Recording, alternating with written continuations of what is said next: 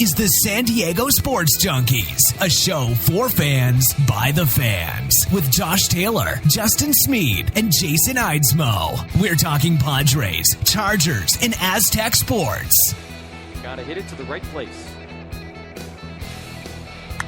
And he hits it out to center. Right center. Blackman's got a long way to go. He's still going. Off the wall. And it is off the wall. It takes a funny hop. Kemp is rounding second. He's heading to third. And Matt Kemp into third base with a triple and the first cycle in the history of the San Diego Padres. He will hand it off. Tomlinson plows his way towards the goal line. LaDainian Tomlinson, one step closer to football immortality. Tomlinson has tied the single-season record. And the handoff to Tomlinson. Left side, and he will gallop into the end zone. Charger fans are witnesses to history. Pope thought about it. Now steps up. And the freshman hits the jumper at the buzzer. Well, this kid is some prospect. Big-time length, big-time game. Pope straightaway three. Count it. Malik Pope. Pope off classic goal. On the other end, Joel doesn't miss that one. Shepard alley-oop to Pope. He got up there. Oh, wow. It's time to let your voice be heard.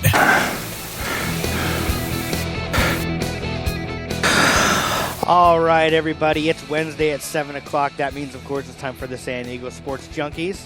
I'm your host today, Jason Eidsmoe. Justin is out tonight. He has some family obligations, of course, with Christmas time. But we do have a treat. We are joined online by Mike Maciejewski, the world's number 2 Phillip Rivers hater. And, of course, Jake Hefner. Hello. Mike, Jake, how you guys doing today? Hello. Can you hear me? Doing good. Mikey, can you hear me? Uh-oh, Mike's having some problems. Jake, can you hear me, right? I can hear you just fine. Well, that's good. I'm going to try removing Mikey and trying to re-add him. The Chargers lost to the Raiders 19-16, which was quite a bummer. But I'll tell you what, for those of us who are Padre fans, you go through the season and you're kind of entering the last month of the season.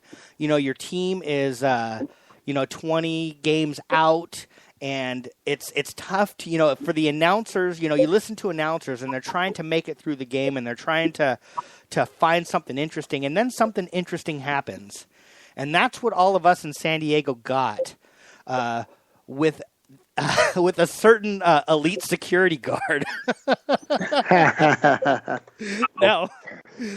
Now, I'm sure this has been talked to death, but lucky for me, I don't listen to the talk radio during the week.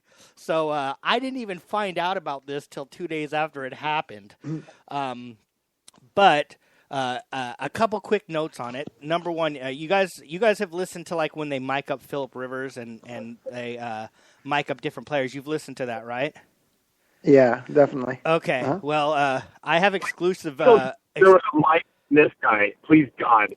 I have some exclusive audio of this guy being mic'd up. Are you guys ready? I'm going to play it here. It's him mic'd up by the NFL Network. You ready? Do I have a choice? Oh, mama. Oh, mama. Oh, mama. Oh, mama. Ooh, mama. Oh, mama. The most professional podcast. Now, wow. Let me ask you this. Either one of you guys, do you guys have any idea where I got that from? Did you recognize where that was from? That's Ventura, When Nature Calls. That's exactly what that's from, and that's what I thought of. Now, Now the cool thing is, he was mic'd up, but they kept the mic running when he got called into his boss's office, and I do have some footage from that as well. Let me play that real quick. That's fantastic. Should I not have done that? I tell you, I gotta plead ignorance on this thing, because if anyone had said anything to me at all when I first started here that sort of thing was frowned upon, because I've worked in a lot of offices, and I tell you, people do that all the time. All right, that's enough. I love that there's a lot of people laughing during that there's a conversation. lot of people listening to the room's like full of people just laughing at this guy's excuse. Trying to bring a tiny bit of comedy relief to the show after a terrible loss to the Raiders. Jake, you got a chance here. Tell me, do you know where I got that one from? Actually, that one, no, I don't. That one's from Seinfeld, of course. Yeah. How come I not get a guess? I was gonna say Seinfeld. Because we don't like you, Mikey, because you hate that's Rivers. That's true. True. So now it's time to get serious. Aren't you guys so happy you came on tonight with us? Bottom line, the Chargers lose 19-16. Positive Patty's dead. I realize that, but let's be honest, we got beat by a better team. The Raiders are better than the current Chargers roster. 19-16, the fact that we were in the game and had a chance to do something in the end, not too shabby. I would have loved to win. I hate losing to the Raiders, but I mean, with the roster that we have, the lack of talent that we have, the fact that game was even close maybe tells us that the Raiders aren't as good as everybody thinks. What do you think about that, Jake? Well, I mean, we should have known this going into this last week, that the Raiders were a much better team than what the current Chargers roster is. I don't think there's any disagreement with us or a majority of the fans out there that this was a game, that we were expecting to lose, especially with the hostile environment of it being 70% open Raider fans in Qualcomm. So, I mean, this was going to be a hostile environment no matter what way you sliced it. And the Chargers did what the Chargers do. Surprisingly, they start off with a great drive, long touchdown to Travis Benjamin. You start off on a hot streak. That's great. You allow the Raiders to come back with 90 seconds left in the first half to tie it at 10-10. And then you do the one thing that I've ridiculed this coaching staff for however many weeks now, is that something happens in the halftime where your defense actually looks pretty darn good. Not too bad. And then you just totally got ran over in the second half and got exploited. And then, of course, right on cue, your right tackle and your left tackle, respectively, King Dunlap and Joe Barksdale, just decide to collapse under the pressure that the Oakland Raiders defense was blasting through them. And there you have your final score. Mikey, what were your thoughts on the game? Do you think that it was the Chargers kept it closer than they actually had any right to? Why does this happen every time I get on there? Can you hear me? Oh, we lost Mikey again. Hello. I swear I think it's Mikey. I think it's Mikey's side, not our side, that's doing this. I'm going to try and add him one more time. Just to have a little bit of banter why Mikey's not on the phone, and I might actually repeat this to him when he comes back on. But if it wasn't for the last half of the game by the Chargers, I don't think that Mikey would have had anything to talk about tonight if it wasn't for one little pass at the end of this game, which is really not so relevant anyways. But Mikey almost didn't have anything to talk about tonight. It's crazy. Yeah, I actually agree that if you're going to criticize Phillip Rivers for that last touchdown, I think that that's a little bit ridiculous. I mean, they were just trying to they were just, at the end, he's just trying to make something happen. Mikey, go ahead, Mikey, now that you're back. Yeah. Well, sorry about that. Yeah. Well, anyway, back to our earlier question. I heard a lot of things about, the Raiders aren't that good. We played really well. But, I thought about it. This is a division game, guys. And in division games, you throw out the records. And I look back when the Chargers were dominant, and there was games where we went to Bears with the Raiders and they sucked, So I wouldn't look too much into it. It happens, especially in divisional games. And they played well. I still think the Raiders are a very good team. I still think their record reflects how good they are. But, the Chargers played well the first half. You saw the first drive. You thought, okay, they might have something cooking today. And, and like you said, the second half they were overwhelmed. So, it was just it was a tough loss, but, again, expected. The final I hope we didn't lose Mikey again. I think we did. There's definitely something going on his end. Well, then, Jake, I wanted to talk to you about the offensive line. The offensive line actually played okay throughout the game. And then what we've seen so much during the season, it's like they help me out here. Do they forget how to play in the fourth quarter? Do they get too tired? Does the other team just figure out what they're doing? Why is it that our offensive line in the fourth quarter can't block at all? It's like two different teams. Because I think in reality, the Chargers offense, especially, this is not a come from behind offense. I think that's one thing that we really haven't hit that much on. And it's crazy to say that. It really is, considering who your quarterback is. And, while you had Melvin Gordon, you still felt that this team could make some type of resurgence and make a comeback. We've seen it happen in the Atlanta game earlier this year. So it is a possibility. But for a majority of the season, this team is not built to play from behind. And it becomes predictable like it usually does, and that's from a variety of different things, whether it's the flow of the game or the coaching or the schemes or whatever it happens to be. But it's predictable that, and this has actually been known for a couple of years now, considering who we've had on this offensive line, but defenses know how to pressure Phillip Rivers, where to bring pressure, and especially in the situation where Chargers are backed up against their own end zone, and you've got one drive to go. Of course, you have to know that you're going to be bringing the heat. So from that point on, if I should know that as Mike McCoy. I personally should know that this is what's going to happen. They have me backed up against my own end zone, so I should know from an offensive standpoint that I shouldn't be just running the ball. I should be trying how about a screen pass? How about anything to eliminate a little bit of pass rush? And for some reason, it just doesn't end up happening. And again, it goes back to the same run, pass offense that we've been so accustomed to over these past, year and a half, 2 years of the Chargers. You just think that there'd be a little bit more creativity. And I'm with you. On a 4th and 15, whether that pass is intercepted or incomplete, it really doesn't matter. The game was over in any scenario. Phillip Rivers was just trying to make something happen. But when you have an offensive line that just can't block any type of pressure whatsoever, it's difficult for you to move the ball. And it's predictable in the way for opposing defensive coordinators to attack the Chargers offense, and they can do it very, very easily. Mikey, you want to add anything to that? You're back. I actually, Jake brought up a point that I want to actually bring up with you guys. Was the game really over? You guys have heard the controversy, right, about the extra timeout? I saw that was posted. They had a chance to call a timeout and get the ball back with 8 seconds left or something like that. So 18 seconds left. The Raiders kneel down the third time, and Mike McCoy has a timeout, down 3, and he doesn't call it, essentially ending the game. Coaching mistake, but come on, guys. Do we really think that we were going to do something with 18 seconds left? Right. Should we try, though? Should we try? I think we should try. I did not know that there was a timeout left still that we could have. I sat watching the game, and I was like, what the hell's going on? Why is he conceding the game right now? Essentially conceded the game by not making the Raiders kick a field goal.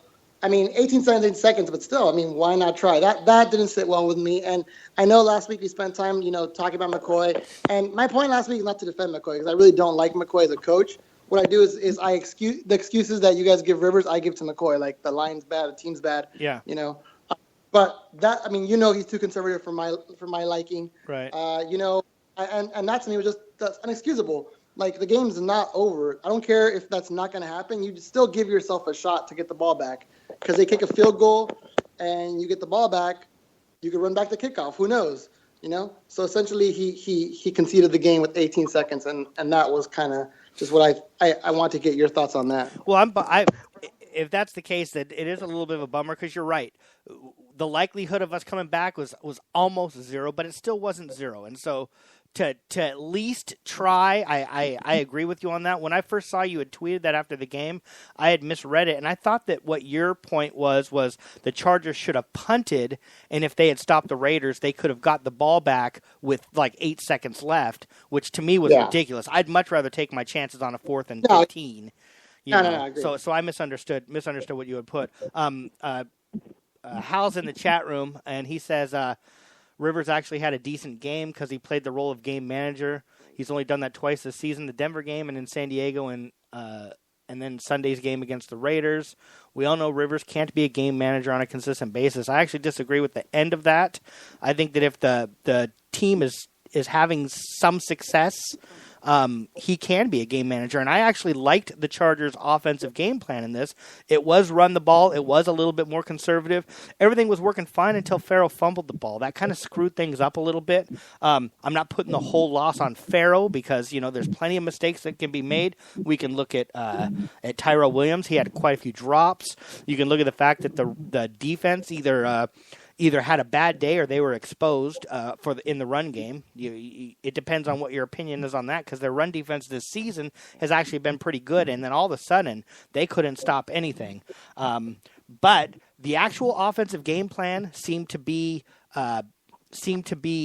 more conservative, and I liked it, actually. With the way that this offense is playing, it was more mistake-free, and I actually liked the offensive game plan. Jake, did you like it, or do you think they should have aired it out a little bit more? Yeah. I enjoyed the offensive game plan. I mean, I kind of I agree with everything as far as the overall way to attack. I mean, everybody should already know what the flaw in the Oakland defense was, and that's their secondary. And I thought at certain points, Phillip Rivers definitely exposed that. Case in point with the Travis Benjamin aspect, something that we've been waiting to see from him all season consistently, and unfortunately we just haven't. So it was nice to actually see a guy who hasn't shown up for several weeks, actually come in and make a really good play. Hunter Henry got involved, and I thought that was a good way to attack Oakland over the middle. Yeah, Kenneth Farrell managed 53 yards on the ground. It wasn't the most tremendous game. It's not Melvin Gordon numbers, right? But at the same time, you still need to put that in. And even Ronnie Hillman had a couple of decent runs of mixing him in there. But overall, it's your entire just offense just seems to pick a point in the game to change, or your defense picks a point in the game to change. The biggest stat really for me that stood out for this is that the Chargers got off of the turnovers that they created against Oakland, whereas Oakland got 3. Yeah. And if it wasn't for a botched punt, or a botched kickoff and a missed extra point, this could be an entirely different game plan that Oakland's trying to do, instead of, being down 4 points as opposed to being down 3, coming up and tying it, and then overall ending up winning the game by 3. So that whole one thing after another, it's just like right when that happened, you kind of just had a sixth sense that, that's going to come back to bite the Chargers later in the game. And ultimately, I think it did. I think it interrupted the game flow. I think it changed the way of the game for how Oakland approached attacking us, what they needed to ultimately do. So, I mean, again, just the little things is the things that really have hurt the Chargers the most. And they continue to talk about how they're going to fix it, and it never happens. And we talk about the broken record that is Mike McCoy, and you hear these, press conferences after the game, and it's just unfortunate. It really is, just from a fan base's perspective, to have to watch this, basically the same show over and over, week in and week out. Well, I'm gonna take blame and credit for a couple of those things. First of all, I'm gonna take blame because I spent our pregame show praising Josh Lambo. For the most part, I've been real happy with what I'd seen from him this year. And I totally jinxed him. He had a terrible game. And then I spent the time talking about how poorly Drew Kaiser had been. And Drew Kaiser had a really good game. He had a few just decent punts, which we'd like to see. Of course, he kicked one over the guy's head, and I saw the punt returner actually go back on a couple punt returns, which I don't think I'd seen all year. So the special teams, the problems were my fault, and the things that went well, I'm going to take credit for as well. But a couple other guys that have been really, really impressing me lately, I'm probably jinxing this guy now, somebody that I've kind of been on his case for a long time, and that's Dontrelle Inman. I thought Dontrelle Inman actually looked really good, and he's looked good for the last couple weeks. Mikey, have you I know that we're running out of guys on the wide receivers, so somebody's got to step up, and it's been Inman the last couple weeks. Are you impressed with that, or do you think it's just because somebody, like you said with Benjamin, when Benjamin was on the Cleveland Browns, you said somebody's got to catch the ball. Is that the case with Inman right now, or do you think that we're seeing maybe he's finally making that next step to being a more consistent receiver?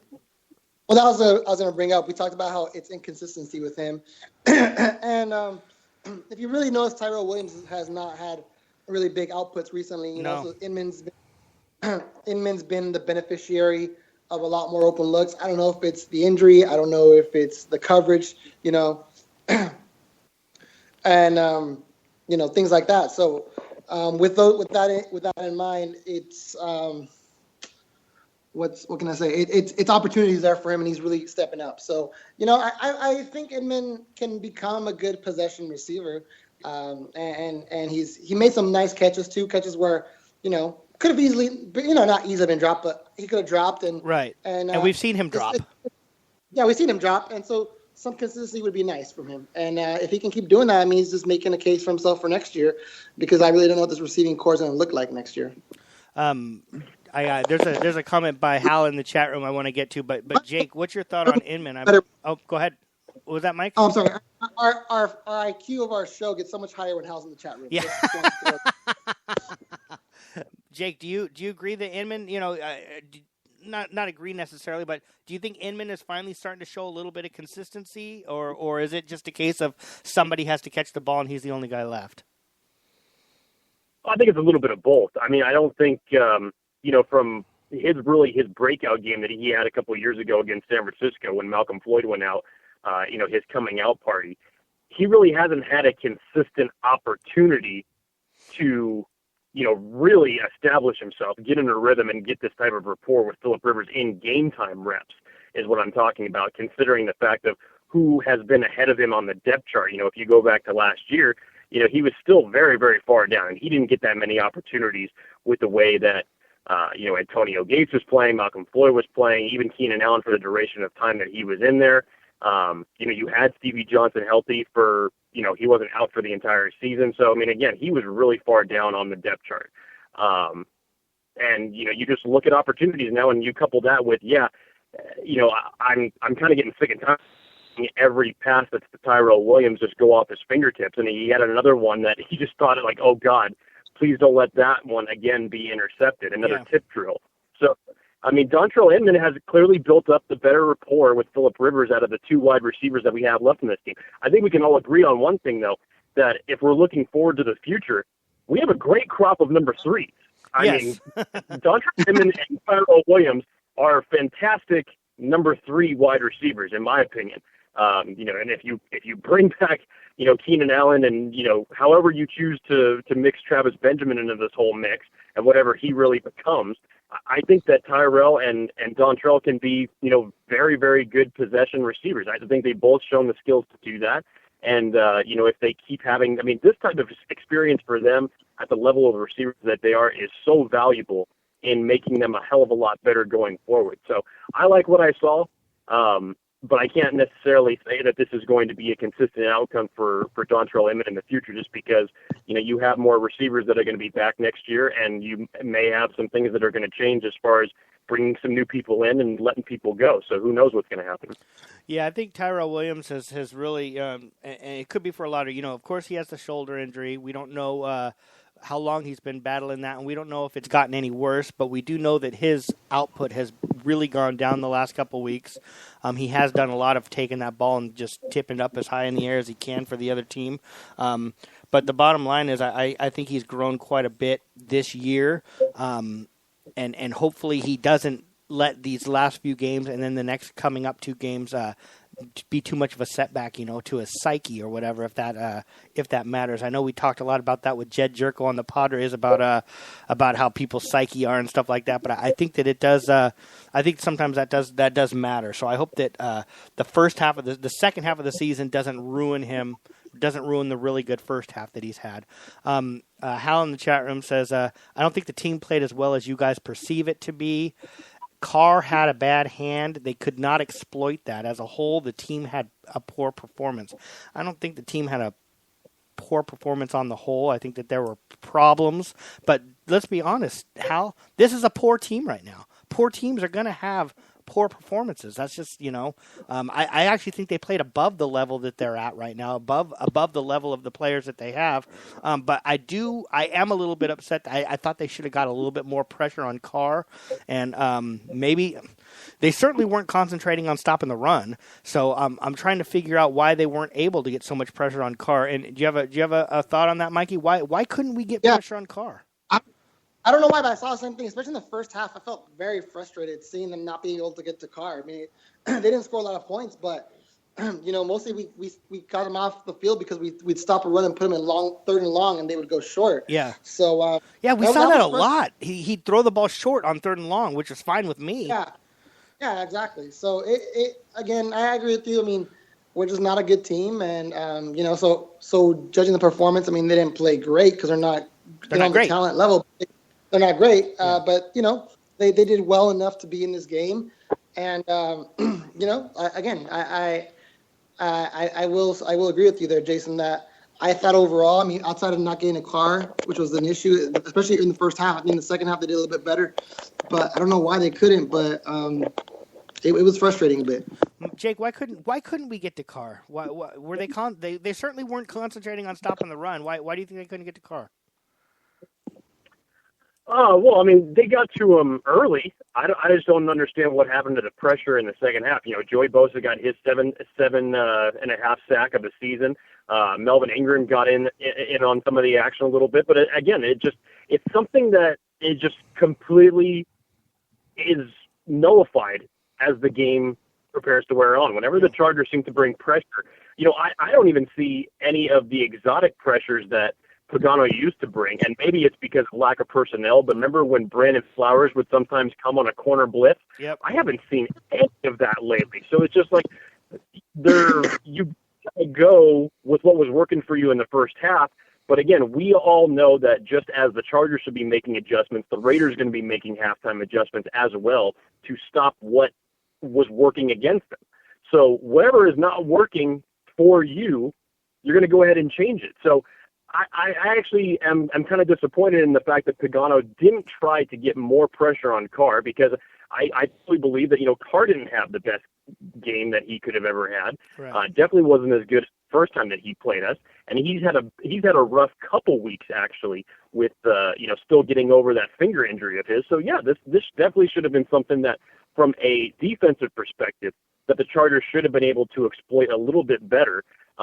Yes, Oakland has a much better offensive line than the Chargers do, one of the best in the league, bar none. There is no disputing that.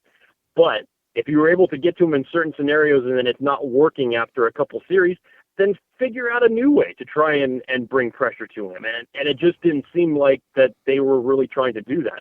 But I think Oakland, to your point, Jason, that you were talking about as far as stopping the run, I think them running as well as they did throughout that game, I think really nullified any type of pressure that Pagano was able to even creatively try to bring to Carr. Yeah, and the only other thing I'm going to add to what you said was when you mentioned the exotic like cornerback blitzes and stuff. The only thing it seems easy, and maybe it is, but it just I don't think it's as easy as people think it is. Just say, oh, we need to have a cornerback, the cornerback blitz in there and stuff. Remember, we talked about this in the pregame show. We had on defense, we had Casey Hayward as our starting cornerback, who's had an outstanding year. Definitely, he's played like a number one cornerback, brought in as the number 3. But once we got past him, we had Trevor Williams, somebody we brought on late. We had Trovon Reed, somebody that we brought on during the season. And we had Robert McClain, somebody that we signed on Monday. That was it for the cornerback. So I think Pagano... we talked about last week. It's tough to blame him for a lot of stuff that happened this week, this season, because I think he's actually done a pretty good job. I think he played a little bit. I don't want to say he didn't play. I think he called the game a little bit scared. I think that he was a little bit worried with the lack of cornerbacks that he had, and I think he played a little bit scared, and that kind of bums me out a little bit. What do you got to do? I mean, yeah. Go ahead, Mikey. Go ahead. Yeah, well, I'm saying, what can you do? It's like you said, there's all these pieces missing. You have a guy, your fourth guy who's got signed on Monday. How much can you trust the guy to go out there and do what you got to do? You got to simplify things. You got to make things a little easier, in my opinion. Again, I remember when you said this, Jason, but the Raiders were susceptible against the run. I think they were like bottom 10 in the league going into the game. But, I mean, you just don't have a Melvin Gordon back there. You don't have, I almost feel like, what can you do? You have to simplify things for the guys over there and get those pieces working together, and it's not an easy task. Yeah, I agree with you, and I actually think offensively, I said this already, I actually thought the game plan was good and solid, and I thought they for the most part, executed it as well as they could have. That fumble really hurt. And then, like I said, and Jake brought up a great point, Jake, when you said this team, with what they have on there is not built to come back. And I think that's hitting the nail on the head. How many times this season have we had the ball and plenty of time and opportunity to come back, and our offense just absolutely can't even get the first down because of the pressure? And I think you're right. I think it's just this team is not built to come back.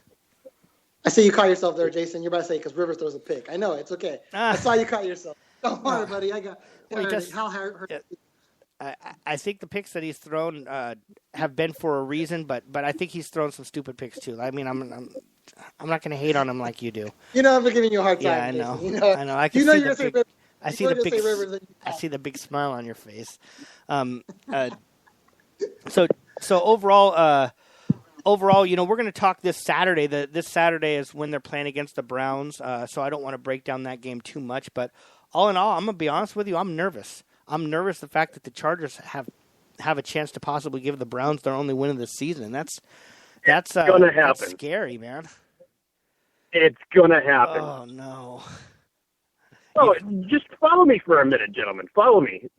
I'm going to head Jake, but go on. I'll listen. What good at this point of the season, 5-9, eliminated from the playoffs, very likely possibly leaving San Diego. I know I don't want to throw that in there, but I'm just trying to alleviate something here as far as ending on a positive note. But what good can come from the Chargers getting a win with 2 weeks left in the season for the long-term future for them? Do you realize that if they win against Cleveland on Saturday, right now they are sitting at number 7 in the draft order. If they win on Saturday, they will be out of the top 10.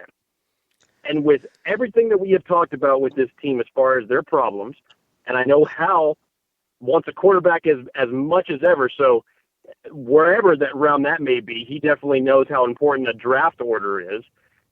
What good is it going to come if you end up winning this game on Saturday against Cleveland? You know, every single point you made there, Jake, is right on. And the only thing I could tell you is once the season's over, then I can get excited about draft order. But I am so short-sighted when it comes to the Chargers. And all I want is to win on Sundays. I don't care about long-term this weekend. I just want to win. Go ahead, Mikey. No, well, I mean, Jake's on, and I've been on that mode for weeks now. I know. 3 weeks ago I was telling him he lose his game so we can get a better Yeah, baby. But you know, players play, and none of them's going to play to lose. But my reasoning for them losing is going to be the fact that would be so Chargers to lose to the Cleveland Browns. I mean, literally, like, everything happens to us, and come on, I mean, of course, you're like, oh, the Cleveland Browns got one win against the Chargers. Like, that would be so Chargers. So, yeah, that's really my reason is that it just those kind of things happen to us. And I'll just remind you guys. I'll just remind you guys. Rewind toward the beginning of the season. We were the first victory of the New Orleans Saints. The Saints had not won a game this season until they played the San Diego Chargers. So it's not out of the realm of possibility, and Mikey's onto something just because it's so Chargers-esque for something like that to happen, especially in the elements. You're playing on a shorter week. You're traveling across country. It's a game, possibly having to deal with the weather and the snow that's happening on the East Coast right now. It's totally set up for a game that the Chargers could collapse and lose. You're absolutely right, Jake. Hal in the chat room, he says the fact that the team feels abandoned by the fans and may rally around that, but he does hope they lose so he can get his QB in the draft. Now, Hal and I are on the same page. I'm going to tell you what I hope happens. Here's what I hope happens if the Chargers lose. I hope the Chargers, if they lose, they get a really, really good draft pick, and then they go through the whole draft, and they still don't draft a quarterback just to piss off Hal. But I do agree with what you said, Jake, about the fact that, you know, it seems like you know, we were the first victory for the Saints, and the same thing that Mikey said. this would be so Chargers for the Chargers to lose to Cleveland. Bottom line is I want like I said, I only think 1 week at a time with the Chargers, and I don't care about draft right now. I know Jake has been in draft mode for quite a while. I know Mikey's been in draft mode for the last couple of years. But and Hal's been in draft mode since Phillip Rivers was drafted. But ultimately, I'll worry about the draft, which we're hopefully going to be spending up at Jake's place this year, by the way. Yeah, right. But I will be worrying about the draft when the draft comes. Until then, all I want is them to win, and I'm not going to lie, I'm nervous. Did either one of you guys see the article that Mark Ziegler wrote about the San Diego Chargers? Mikey, I know that you follow him quite closely. Yeah, I read it a day late because I was like, Ziegler, what does he know? But I saw a lot of positive. I saw a lot of positive reviews from it, and I'm gonna just kind of just be honest with you guys. I was a hardcore Charger fan until I first started hearing wind of the moving a couple years back, and I was like, you know what? Aztecs will never leave me. I didn't like it. Whatever. But I kind of liked it because I really do feel like, and I felt this for a while, is, I feel like having us pay city people paying taxes for this and having like no ownership of it is wrong. And this happens. I know the NFL won't let owner pay for his own stadium. Essentially, we'll want to keep getting subsidies from cities and we'll kind of fleece cities. So I kind of like the fact that you just, more than, show them your cards, more like just stand up and say, no, either we're going to give you money, we're going to get part ownership. Kind of like, I don't know if you saw Ben Higgins today, his article. I didn't. Okay. He had his own solution. But I feel like if we're going to give you money, then we should get some part of the revenue, or build it yourself. And I'm kind of cheering for San Diego to stand up for itself and just say, we're not going to be like everybody else and give you money. We're going to go ahead and stand up for ourselves. And if that means, I don't believe the Chargers will leave. I need to say that. I think it's a bluff. We've talked about it. I thought about it. I thought, they're going to leave. But the more and more I think about it, it makes no sense for them to leave. So, except the only thing the only reason why he would leave now is his ego and just say, fuck it, I'm going to go because I can. That's the only reason, because it makes no sense anything else to leave. And anybody out there listening, if I don't know if you guys have seen, there's a show on HBO called Last Week Tonight with John Oliver. And earlier this year, love that show. Absolutely love it. He actually did a whole episode or a whole segment on cities that build stadiums and why it actually does not work out for the city ever. And that's the episode where he actually made fun of our friend Seasickness in his song. He played a little bit of his song and kind of made fun of him a little bit. But I do highly recommend, if anybody has HBO, go back through your archives and find the episode with Last Week Tonight and John Oliver. It's really, really interesting. You can YouTube it. On YouTube as well. Yeah, it's on YouTube as well. That's right. It makes really, really good points for why these cities should stand a little bit more firm and not roll over. So the more I hear about it, go ahead. Oh, it's paying for cities it's a very American thing. Outside of other countries, especially like in England, for soccer, stadiums are paid for owners. Yeah. Like we're one of the few countries that pays owners, gives them taxpayer money to build a stadium. So it's a very Americanized thing, and the more obviously, if other people can do it in other countries, I don't see why we should be giving them monies. And that's just my personal belief. And I understand people want to keep the NFL, and we'll do what it takes. But I'd be interested to see if they actually left. I would be curious to see how the impact of what it would be. Well, it's starting to feel a little bit like, when you're, for those of you who are parents, or you're a teacher, Mikey, so you're a parent to a lot of kids. When you keep threatening something major, but you're never really going to come through, if you don't do this, then I'm not going to let you do this, when you know that you're going to anyways. And that's what it's almost starting to feel with Spanos, that, if he was going to leave, he would have left already. But he keeps saying, then I'm going to leave if this doesn't happen. And then it doesn't happen. I'm going to leave if this doesn't happen.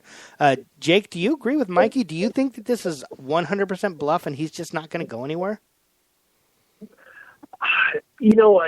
Even if it is, I just hate the way that Dean is treating it. Again, I don't want the Chargers to leave San Diego and come to LA. I mean, that's the last thing that I want. But, it's just, as from a fan's perspective, you just wish that you would just stop this babying around. I mean, even if it's from the standpoint of, we're not talking until the end of the season. We're not making any type of decisions until the end of the year. And then you hear these stories come out, these statements that are supposedly directly from Dean, or who knows who exactly they are from. But yeah, we're quote, we're possibly leaning towards the, it's a fair statement to say that we're leaning towards the LA market and leaving San Diego, or after the council's letter was sent out on the first day of the owner meetings last week, that Dean was reportedly very upset about them publicly leaking that message. So again, it's just things that really kind of go against the grain, and just with everything that the city's had to deal with over the past 2 years, which have been absolutely horrible. The two sides very rarely in 2 years have had any type of discussion with each other. If you really look at it in the big picture, they have really had very little discussion with one another. And all of their talk has been around each other, or public, or talking to other people instead of the parties that should be necessary. And again, there's a lot of people that I blame for the situation that the Chargers organization is in now. Dean is up there, and I have my perspective on why the council members really screwed things up as well. And it's politics. And, they're trying to put on a savvy game face to make it seem like they did everything possible that they could. I don't think that they did it all, nor do I think that the Chargers did everything that they possibly could to get something done. Again, I'm with Mikey. I said this back when people started making reports that, that the Chargers were 99% on their way to LA. I'll believe it when I see it, because we've been down this road before, and that's just, it just sucks because we have to play the waiting game again. But we've seen what the waiting game has brought to, in the past, and ultimately it hasn't led Dean to leave before. So we'll see if it ultimately leads them to leave now. Well, the funny thing is, last year when we were in this exact same position, because we haven't made any progress at all, I was at that last game against the Dolphins, and the fan support was huge. Everybody was out there. The crowd was crazy. Everybody was making a lot of noise. There were a lot of signs saying, keep the team here and all that type of stuff. I think a year later, everybody's fatigued now. He's burned a lot of bridges. I think he's lost a lot of diehard fans, and that's the thing. If he goes up to L.A., he's going to have to build a new base. If he stays here, he's going to have to rebuild his base, because last week, I know the Raider fans turn out to a lot of games anyways. That's just the way it's always going to be in San Diego. But last week, I think, was a message from a lot of the fans that said, hey, man, we're tired. We're just tired. We're fatigued from all this stuff. And there's a lot of fans who were fighting to keep the team here that are now almost like, stay or go, but just do something. I'm just so tired of hearing about it, and I think a lot of that, and Jake, you're right. San Diego City Council has not done enough as well. They're not free of blame here, but Dean has handled this so poorly, and I think that he's seen what other cities have done, and he just figured, San Diego's just going to roll over and give us everything we want, and that hasn't been the case, and so I don't know. I don't know what's actually going to happen. I do think it's been a bluff the whole time, but that doesn't mean that I still don't think that he will go. But I really truly don't believe he wants to go. But ultimately, it's something that we're going to be talking about again, and hopefully next year at this time we're not talking about the same damn thing. You think we'll have? You think next year at this time we're going to know what's going to happen, or do you think we're going to be having the same conversation there, Jake? I don't know, and I say this because of the fact that, I went back and I was thinking about it a lot this week, and with all the discussions that's been on the radio and everything like that, and Dean has really looked like the enemy with some of the things, especially just with the quotes that have come out recently, and you think that ultimately he wants to jettison the team, and why would he put something on the ballot that he knew was going to fail from day one, blah, blah, blah, and then saying, oh, well, if it got to 50%, maybe we'd actually consider, staying. There's been a lot of bad media related around Dean over the last week and a half. But I really went back to the beginning of this. If we went back a year ago to last January, Dean basically was given a second life by the Chargers fans. He was basically branded as a hero for choosing to come back and work at things yet again. Yep. And it was at a time when, we had those big rallies that were in local in San Diego, and you had the mayor that was out there publicly and saying, let's get this done. And it looked like there was a track to it, and especially with Fred Moss coming into everything and what was ultimately going to be this type of proposal. So if I'm correct, and correct me if I'm wrong, Mikey, maybe you know this better than I do, but Measure C, the proposal was actually completed. I believe it was around maybe the end of April, maybe early May sometime. Am I accurate in saying that? Yeah, about that time, yes. Okay. So basically probably a good 7 or 8 months before the November ballot. We already knew that it was going to get enough signatures to be on the ballot. Let's just remember this. It was maybe only a good 6 or 8 weeks before the November ballot that the mayor actually came back and publicly stated that he backed Measure C. At most 6 weeks, Jay. At most 6 weeks. It was a very short time before. What's that? Yeah, at most 6 weeks. He came to the party very, very late, at the 12th hour. Right, really. exactly. Yes. Yeah. And we were all wondering why that was the case. And then when people would ask him, they'd say, well, I actually don't know what it is that I'm, supporting. I don't have all of the details on it. But 4 other of his council members during this 8-month period came forward with all the reasons picking apart about why this deal wouldn't work and why Measure C should not be voted on. You had a good 3 or 4 months where there was all this negative campaigning going on by these council members. And so if they know how to pick apart this deal and they somehow know everything there is to know about why Measure C won't work, how is it the mayor doesn't know anything about this deal and then comes out conveniently after everything's happened by his council members to come out and support it, to look like the so-called hero that I'm looking like I'm totally partnering with Dean and backing everything that he's doing? It just made no sense to me, and it's typical politics. Typical politics. You did everything that you could to make sure that measure was not going to pass, and that's exactly what you did with your council members. And he kept from looking like the bad guy, and that was exactly what he wanted to do. So he stayed out of the public limelight. He let the rest of his council members did it, and now, of course, it's so convenient that those council members that voted against Measure C or publicly stated out against it have now been supposedly, the ones that have brought up this $1 lease for 99 years. That makes perfect sense. Yeah. Well, unfortunately, it's something that's not going to, Dean has said he's going to wait till the season's over, which I guess is good for all of us. At least we're not going to have to hear anything more about this, and we'll have to see what ends up happening. I want to make sure everybody knows Chargers are playing Saturday morning. We will be doing our pregame show Saturday from 9 to 10. I know it's Christmas Eve, but nobody's doing anything on the morning of Christmas Eve, let's be honest. So why don't you listen to our show? We'll be doing the pregame show. If either one of you guys are available, I'd love for you guys to join us. Jake, we're going to let you go. We're going to talk about Aztecs a little bit. Mikey has suffered through 50 minutes of the Chargers, so we can finally get to Aztecs talk. But Jake, I know you're a busy guy. I know that you're busy. I appreciate you being able to still get on and join us this week, even though the Chargers have been very disappointing this season and especially this week, man.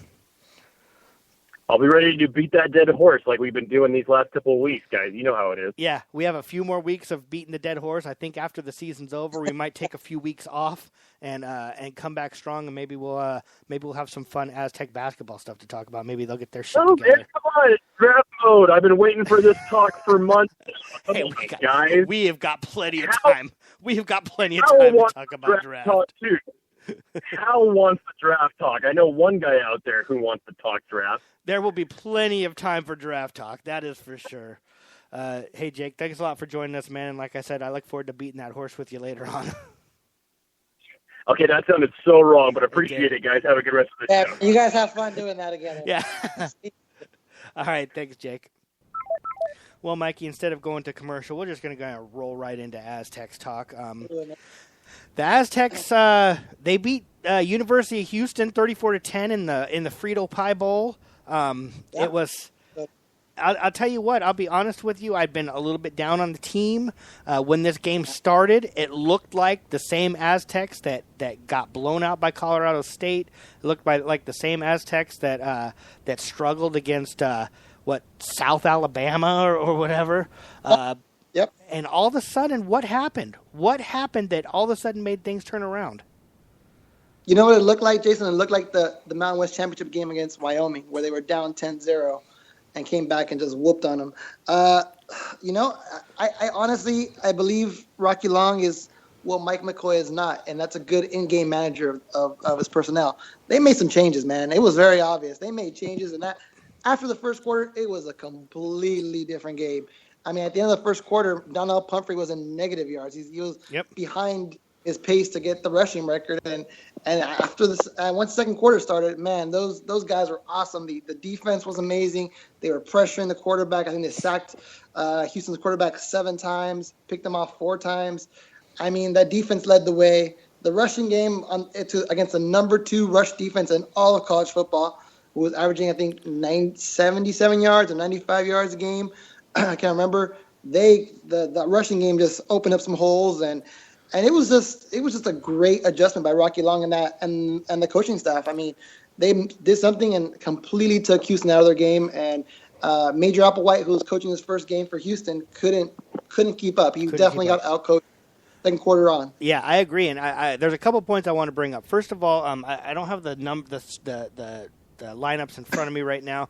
Houston's quarterback, though, one thing I did notice was after he threw his second or his third, because he threw 4 interceptions, right? I think it was after he threw his 3rd interception, you could tell he was afraid to throw the ball after that. He was really, really tentative. I know he ended up throwing his 4th one, but by then it was too late. He was just trying to make something happen.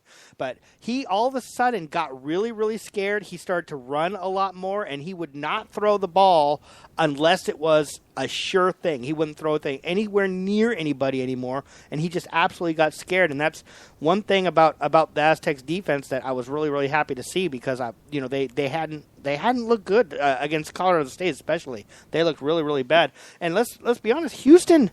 I was talking to Justin, and the thing about the Aztecs football team is they were, you got your elite teams, you got your middle of the road teams, and you got your really, really bad teams, and they're right there in the middle of the road, but they're at the top of that level. And as long as they're playing other middle of the road teams, they're really, really good. But once they play even a team at the bottom of the elite level, they look like absolute dog shit. But Houston, right. I don't know, man. Houston beat a number 3 team this year and a number 5 team this year. I mean, Houston's a pretty good. They're not a sucky team, Justin had been kept trying to pound home to me. Houston's good, and I kept saying, screw you. They're not that good. They're not that good. Houston actually is a pretty damn good team, and I got to give props, because I was way down on the Aztecs.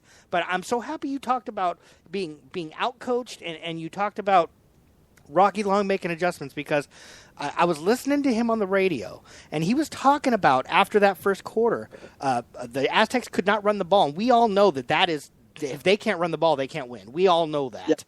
And he talked about how he said what the actual adjustment that they made was. I don't know if you heard this or not. They got the offensive line together, and they said, you guys are going to have to hold on to your double teams longer, because for those of you, and I don't understand football as much as a lot of coaches do and stuff, but the bottom line is you double team a lineman, but then you break off of that and you go after the linebackers and the safeties and stuff. You let them go and you move on to the next level. And he changed that. He told the offensive lineman, look, do not move on to the second level, because we are getting killed by these front linemen. You need to hold on to your double teams. We have some pretty good running backs that are pretty good at making guys miss. Let's let them make the linebackers miss. Let's not go over to that second level. Let's stay on our first level blocks. And what different team from the first quarter on. And I wasn't watching the game with you. I was watching the game at home, but I could see the sunlight off of your teeth from the smile that was on your face, because I know you love Aztecs so much, and you had to be so happy, and then of course Pumphrey getting his record. How great was that? Oh, it was wonderful, man. It was wonderful, and that's great. I'm glad you brought that up. I didn't hear it. I actually saw the video and I decided not to click on it because I was just watching all the Pumphrey videos, and I was all videoed out, you know. But no, I mean that's great, Justin, and you know, I went to the game thinking we had no chance. You know, they had a number 2 rush defense. You know, we run the ball, but we can't throw the ball. Right. So there's no threat. You know, I thought we were gonna lose, honestly. And when we had 10-0 in the first quarter, I was like, wow, that's what I expected. But that's an amazing job by Rocky Long, and you know, getting Dontrelle Pumphrey to get the record. I mean, that was just incredible. And you know, I know I know people want to dismiss it, you know, with Ron Dane and everything, but it doesn't matter. The accomplishment was what it was, and to be able to do that for him and to bring that notoriety to the school was just amazing. It was really, I mean, really, I can't understate the importance for San Diego State there. Now, one other thing that I will say though is with them being, I still do think they're a mid-level team. Let's be honest. Yeah, of course. Let's say that they beat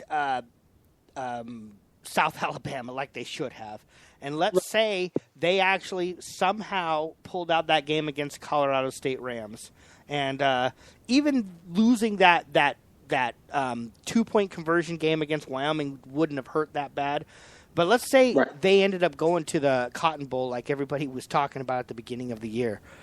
They would have got smashed, I think. I still think that the team that they have would have – and I – you know, we had this argument a little bit during the basketball season. Don't you enjoy this? I mean, the Frito Pie Bowl or whatever it's called. I like to make up different names for what the bowl games they go to. I don't even know what is it just called the Vegas Bowl or is it called something else? Las Vegas, yeah. Las Vegas Bowl. The Frito Pie Las Vegas Bowl. You know, there are bigger and there are better bowls, but wouldn't you rather win one like this, have your Pumphrey get his yardage so he gets the record versus go to the Cotton Bowl and get smashed 42-10 and not get any of these records? I know you think of it money-wise because I know you were talking about how much money they would have gotten for going for the Cotton Bowl, but let's put on your fan hat for a second. I know you have a hard time taking that off anyways, but just look at it as a fan's perspective. Wasn't this a lot more fun as a fan than watching them get smashed in a bigger bowl game? It was awesome, and I'll tell you why. I mean, this was just so great. It was that the fact that you played a really quality opponent. Yeah. You know? You won small bowl, but against a really good opponent. I mean, you're seeing, at the Sun Bowl with the whole McCaffrey thing, they're playing Western Michigan or something like that. Or, it's like that's, if I was playing a team like that, it's not a big deal. But this is Houston, like you said, they're a really good team. They beat some. I mean, they beat Louisville. When Louisville was like a top 5 team to start the season. I mean, this is a team that you thought was going to be in that New Year's Six Bowl. So that's a good team. So yeah, it was really nice. You say they did get smashed, and I'm with you, but I thought Houston would smash them too. Honestly, I mean, It was just such a horrible matchup. I mean, sometimes these guys look awesome, and you saw, I don't know if you heard the announcers were saying, like, for most of the first half, they didn't even throw to KZ's way, not even once. They were just going at Ron Smith, and see the young freshman pick 6, the quarterback and score. That was amazing. Makes you feel hopeful for next year. I mean, it was just a perfect storm. Like I said, playing a smaller bowl against a really, really good opponent and winning that the way they did, scoring 34 unanswered points, was just, happy. It made me happy. And like I said, getting Pumphrey the record, getting 2 backs, one with 2,000, one with 1,000 with Penny going over 1,000 that game. It was just fun. When they threw that play touchdown was just like, you're just celebrating how fun it is. That play-action touchdown, one of the things, I actually got a little bit mad when I saw that. And the reason why I was because I was saying, why did they not do that all year long? Because that should have been something they could have done all season long with the running game that they had. And I'll tell you what, another thing Rocky Long did say was Chapman is going to have to grow up. He's going to have to go to the store, and he's going to have to buy some big boy pants. Because next season, he is not look, you can actually make the argument that the running back that they're going to be left with next season might actually be better, but what you cannot say is the offensive line is going to be better. That offensive line is young, and they are going to struggle, which means Penny is not going to have the season that he had this season, unfortunately for him, because that's a bummer for him. It's almost would be wise for him to come out after. He's a sophomore. I mean, he's a junior right now, right? It would almost be wise for him to come out this year because I have a feeling with the offensive line next year, he is not going to have the success that he's had this year, and it is going to cost him a little bit draft-wise. But the offensive line is going to be young, which means Chapman's going to have to get his big boy pants, but you're going to have some wide receivers. They're going to have to step up because another thing Rocky Long said was, hey, they did a great job blocking downfield this year. They did really, really good, but they need to go up and they need to catch some balls. They need to make some stuff happen, and they really didn't have to do that this year. Yeah, definitely. You know, they're going to lose 4 out of the 5 starting linemen this year, and that's going to be hard to replace. And you know, you like to think you're going to get, you know, a good 3-4 of those guys, 2 or 3 of those next guys to step in and play, you know, at 90% of the level of line played now, which could happen. You know, we thought, I think 2 years ago when the line left, that it was going to be a mess, and it actually ended up doing really well. Siragusa ended up playing really well. I was actually surprised because I remember him coming out of Mater Dei here in Chula Vista and not being overly, you know, impressed with the kid. But yeah, it's going to be tough, and you know, definitely be interested to see what happens. But I agree with you. I mean, and I like that you saying that Rocky said all these things. Rocky knows these things. You know, it's not a surprise to him. You know, people act like he's tone deaf, like he thinks Chapman's the greatest, but he doesn't have a better option. And yeah, you're going to have to be a little bit more balanced next year. You're going to have better play from him or get a transfer. I mean, I don't think Rocky's opposed to getting a transfer and bringing him in here to start quarterback. You know, and like you said, you brought up all the points. The receivers need to get some balls, and the only receiver I like is Michael Holder, but he's not, you know, always getting open. He's not consistent. No, he's not consistent. He's a Dontrelle Inman of our team. Yeah. And you know, and but he's our best receiver, you know, outside of our tight end David Wells, and so it's gonna be interesting, and that's another guy. I really hope David Wells can turn into that Gavin Escobar type. Yes. You know, who you can throw the ball to. So it'll be an interesting season. It's gonna be really, really interesting to see what happens this offseason and see what they do, any moves they make. But I like how the defense persevered. I mean, you're gonna lose Munson. You're going to lose Barrett, but you do have some guys, Casey. But you got some guys on that defensive line that are beasts. You know, You still have Sergio Phillips, who came in as a center when he was recruited out of high school, was playing D line. I mean, doing awesome. You know, he's out there, you know, fighting Barrett. It's great. You know. Yeah. What was up with that? You know, I don't know. Maybe he beat him to the sack and he was mad. Yeah. He's like, that was my sack. I don't know, but the defensive line is going to be good next year. You've got a lot of guys coming back and a lot of good players, and there's so many guys on that defense that I like in the front, you know, in the beginning. And if Ron Smith can play well and see who else they pair up with Smith, we'll you know, maybe they bring in a transfer or something. It'll be interesting. But there's a lot of opportunity on this team, and it's going to shake up really needs to shake up really quickly for them because they have 2 big games next year. At Stanford and at home against Arizona State. So those will be 2 important wins. And if they want to make that next step, again, I saw this post on a local message board. I think someone posted this and I agree, that the next step is winning the getting to that Power 6 bowl. Yeah. You know, that's the next step, you know, and whether you go undefeated, whether you're the top ranked, somehow, some way, that's the next step Rocky Long needs to get this team. Because winning Mountain West championship is great, but that's the next step, and that's what's left. And you know, even if they get destroyed, but if they can become that team that gets there and wins those games, then that's where you want the program to go. Yeah, definitely. And like we had said before, Chapman has to step up. You mentioned Ron Smith, him being forced into basically into starting duty when he wasn't quite ready to, because I'm trying to remember the guy who got suspended. I just remember at the beginning of the year he had a couple rough games at the beginning of the year, but then he was getting together. Babbage, that's right. Yeah, at the beginning of the year he had a couple rough games, and then he was getting it together and playing really, really good.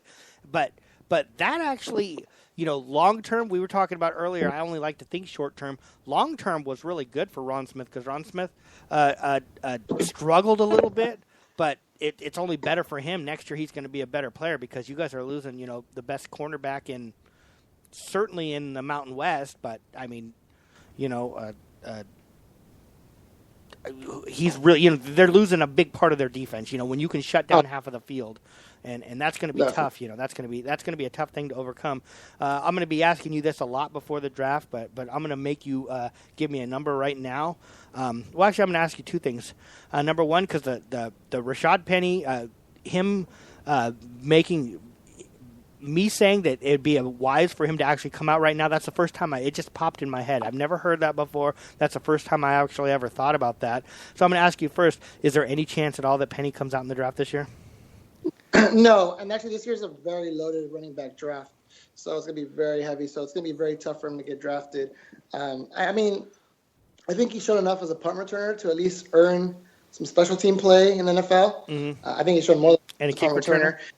As a kick returner, excuse me. And so at least that will get him on the roster. But I think he needs to go show that he can be the workhorse. And I think he's going to be able to do that. I like the running backs for next year. Washington looks like a really good. Mm-hmm. I don't know if you saw the touchdown, the finishing touchdown. He cut on two guys and left them standing there. Oh, no, he's good. They had three really good running backs this year. Very, very Pumphrey-esque. Like, he cut on them and both guys just froze. I was like, wow. I was like, whoa. What is that? Is that Pumphrey back or is that Washington? It was crazy. So, but no, I think he's going to come back, and I think he wants that opportunity to be the guy, and I don't blame him. Again, the draft's very, very heavy. I think there's going to be maybe 2 to 3 running backs going in the first round. So that's crazy. You know how the draft is nowadays. That doesn't happen anymore. Yeah. So that should tell you how heavy at the top that draft is going to be, especially with Pumphrey probably going in the 4th, maybe 5th round. And then the next question I'm going to ask you, and this is the one that I'm going to keep asking you, how many Aztecs get drafted this year? Not signed, because there'll be a lot get signed to squads. I want to know how many Aztecs actually get drafted. Okay, so I started looking at this, and actually I knew you had. I was surprised at how many were mentioned as possibly getting drafted, and some as high as they were. So I saw Pumphrey going like round 4 or 5. I saw Casey going in around 3 or 4, most likely 3. That's what I was thinking. So I thought he'd go before Pumphrey. Yeah, Casey, some people see him very highly, and he's a really good tackler for a cornerback. He's a really, really physical guy. So that's 2. Siragusa, maybe 6th, 7th round. I'd seen him earlier as high as 5th, but I'm looking at 6th, 7th. Mm-hmm. Barrett, actually, I was surprised that Barrett was mentioned. He actually was mentioned like as a 4th rounder, which was very, very shocking to me. And Calvin Munson, I'm thinking about 4th, 5th round, maybe 6th round, because he's a little small for a linebacker. But man, that guy can tackle. So reminds me of maybe. Are you actually saying five Aztecs get drafted this year? You actually say 5? Is that the most ever? I don't know. That's a great question. I don't know. But like I said, that's what I looked around. That's what I saw. And actually, again, none of these guys outside of Barrett, like I said, it surprised me. They had him like a 4th or 5th rounder. I was like, whoa, I thought this guy would be undrafted. But the way I saw him, it was like 4th or 5th rounder. So I'm, actually Siragusa ended up being the lowest ranked guy I saw on the list. And, I thought he's I think, 2nd team All-American, 3rd team All-American, AP All-American or something. Or some All-Americans. So I was surprised. So we're going with 5 right now. You have the right to change that, too, as we get closer to the draft. But it's kind of exciting as an Aztec, huh? It'd be very cool. It'd be very cool, especially if you can get Casey going into, 3rd round. It'd be cool seeing him the 2nd day get drafted. It'd be very, very cool. Yeah. That's kind of who I would think would be the highest drafted Aztec. Is his future at cornerback, or do you think that they might try and convert him over to safety? What I read in the Sky profile was he's like a perfect nickel corner. Yeah. Perfect corner. And nickel corners are almost full-time corners in the NFL now anyways.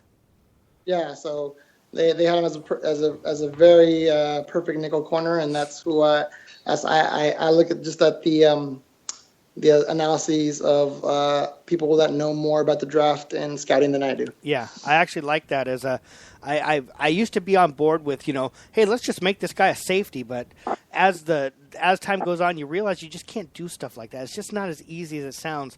Like with Fluker, let's move him to guard, he'll dominate, and it hasn't necessarily happened, Changing positions isn't as easy as people think. You see people like Rod Woodson do it at the end of his career, so you think everybody can do it. It just takes a special person to be able to just change a position. For all every single guy you hear that changed position successfully, there's like 100 that weren't able to do it. Yeah. You know? So everybody talks about we talked about this before, how the Patriots are geniuses for drafting Edelman and converting him from a quarterback and they show how they can do that.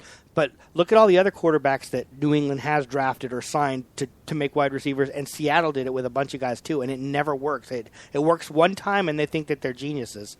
But it doesn't work a lot more than it does work. Aztec basketball, I don't really have anything on that. Do you have anything that you want to add to that? Well, it starts on Thursday. The Diamond Head Classic starts tomorrow. I believe they play at 2:30 against Southern Miss. So that's. I was talking to a friend right now. Actually, one of my friends / sources that I have, and we were talking about. He was asking me how I thought they were going to do, and really big name, only big name there. Stephen A. Austin, who has a tournament team last year, was made a nice little run through their season, and Utah's there as well. Those two are the big games that are on the other side of the bracket that I'm looking at. But I actually mentioned that I haven't seen them win a tournament, like one of these holiday tournaments forever. They get to the finals or they lose, or they get to the third place game, something happens, but they haven't actually won one. So I like to see them win this one. I think it's right for the picking, and that would be nice to see them win this one and finally get some momentum until the season starts, because it starts January 1st with New Mexico. So they need to get some momentum, because I've been very disappointed. I know they won their last game pretty handily, but I've actually been very, very disappointed. The way this team has come together has been disappointing for me, and I really, really want to see them succeed. It's fun when the Aztecs are winning. When the Aztecs basketball, it's fun. It's a lot of fun. There's a lot of energy. One last thing before we go, we flip over to the Padres for really quickly. Spent a lot of talk about the Padres payroll right now. They're paying lots of money for guys that aren't on the team, which anybody who's ever listened to the show knows how much I hate that. But it is what it is. Justin loves. Yeah, I don't like paying guys if might as well keep him, if you're going to pay him, especially, we're paying Melvin Upton almost his whole salary to play for somebody else. It just doesn't make any sense to me. They did re-sign Clayton Richards, which, is a guarantee we're going back to the playoffs.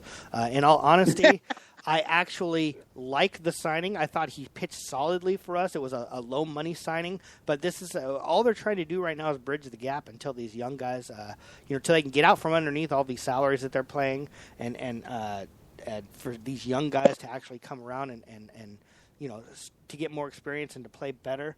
They're in talks with Jake Peavy right now to bring him back. So here's my only question, Mike. Do you think AJ has got the phone numbers of Woody Williams, Andy Ashby, and Sterling Hitchcock? Maybe we could put the band back together. I sure as hell hope so. Jeez, man. You think Kevin Brown's elbow is sore? Dude, I was going to ask you, what's up with Josh Johnson? Is he going to try this spring?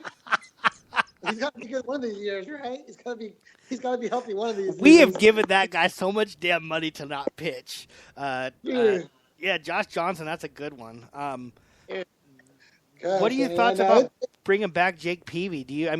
Obviously they've already. I don't want to say they've already given up on the season, but I think that they're realistically going, this is just going to be a lost season. Do you agree with that? I agree. Isn't there? Yeah, wasn't there another name too of another former Padre that they were mentioning? Jake Peavy's the only one that I got. Which there was another one. I don't know who it was. I can't remember. Once I see his name, I'll be like, oh they're gonna dig up Rod Beck. That's the guy I was thinking earlier. We need someone on the back of the bullpen. Yeah. But no, it's a guy who's pitching right now for somebody else, and he's like, oh no, Jared Weaver. Oh. His arm is all dead. Jeez. Him of the 86-mile-an-hour fastball. Yeah, exactly. Yeah, dude, it's a lost season. It's going to be tough, man. It's going to be rough. You got to be a real diehard to go to one of those games. Yeah. I can pretty much tell you I won't be going to any games. I go mostly for the beer and, to hang out for the experience. Unless those ticket prices drop dramatically. Yeah. I'm not going anywhere. But it's going to be tough, man. It's going to be tough. And, again, you know me. I'm not 100% sold on this. Yeah. I'm not. The Arizona Diamondbacks have been rebuilding for years now, unsuccessfully. So you never know what you're going to get with these guys. And there's a lot of guys, and you're hoping these these international players hit, and you're hoping that what the guys in AAA are doing, what do you call it? Hopefully it translates. Yeah. Who's the one that was Renfroe hit that awesome home run? Yep. Right. Yeah, I mean, he's looking like he could be a future star. Right. I mean, I just hope he's not like Serrano, where they figure I can't hit a curveball or something. Exactly. They're gonna have to execute a chicken or something for this guy. Yeah, exactly. But it'll be, like I said, I don't know, Jason. I don't know what you're gonna be doing this Padres season. It's gonna be rough, man. It's gonna be rough for the show Yeah. too. It's gonna be Justin sitting there telling us how we need to be patient. You know. Yeah, except Justin will stop watching week 3 when they haven't won a game yet. They moved what's his face, right? The catcher. Yes. Derek Norris. Yes. Okay. Derek Norris is gone, so they've opened it up for I just lost his name right now. Yeah, Austin Hedges. So. Guy, what was this guy when I wrote an article about Derek Norris that was went back when we had the site? Some guy totally went off on me, man. I wish I still had that guy. Yeah. On Twitter. Yeah. Oh, well, I think that's going to wrap things up. I think we've done enough. We've beat the shit out of this dead horse. Yeah. So can't wait for Sunday. Yeah. Saturday. Oh, yeah, Saturday morning. If you're available from 9 to 10, we'll be doing our pregame show, talking about what the Padres need to do to beat the Browns. And this is gonna be terrible, man. You're not gonna like my comments this Saturday. Stay tuned, folks. I rarely like your comments on Wednesday either, so not much for change. I was good today. Yeah. No, you were. You were nice. You weren't too bad. You weren't too bad. It was fun. I enjoy. Thanks for joining. I know that Justin wasn't able to be here, so I appreciate you. I know you're a busy guy too, so I appreciate you coming in here, helping out, and I look forward to talking to you. Look forward to talking to you Saturday morning. Yeah, by the way, if the Chargers lose to the Browns this Sunday, you do not want to hear me next Wednesday. I mean, Saturday. You do not want to hear me next Wednesday. We might cancel the show. All right, man. Thanks a lot for joining us. We're going to take off. We'll talk to you Saturday morning. Yeah. Happy holidays for everybody. Merry Christmas to you and your family and everything. So absolutely. See you guys. Thanks a lot, man. All right. Bye. Thank you for listening to the San Diego Sports Junkies, a show for fans by the fans. Brought to you by Cali Comfort, home of the low and slow barbecue, and SK Digital Imaging with Josh Taylor, Justin Smead, Jason Eidsmoe, and Mike Maciejewski. Subscribe to us on iHeartRadio, on Spreaker, and on iTunes. Visit SanDiegoSportsJunkies.com for all your Chargers